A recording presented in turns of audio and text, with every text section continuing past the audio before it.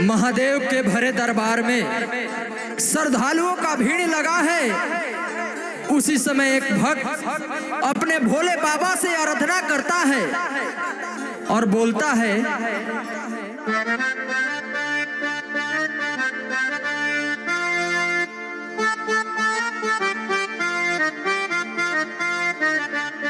जैसे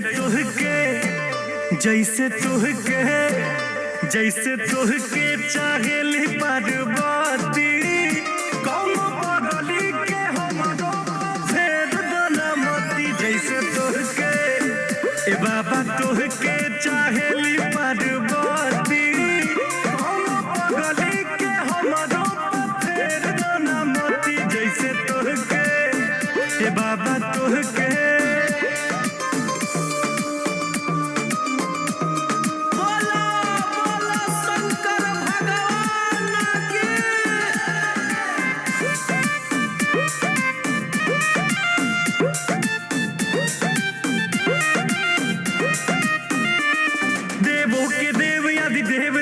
महादेव देव जी भजन करी, फिर दीन जार हमरो ऊपर बड़ी देर से सुमिरन करी।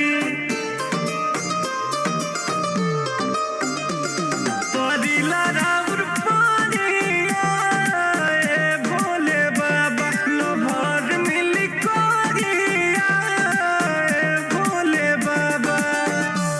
पूजा करी कि पूजा करी दिखाई अगरबत्ती, दोनों हाथ उठेगा और बोला है, कौनो पगली के हमारो फेर बनमती। जैसे तुहके ए बाबा तुहके चाहेली पार्वती, कौनो पगली के हमारो फेर बनमती। जैसे तुहके ए बाबा तुहके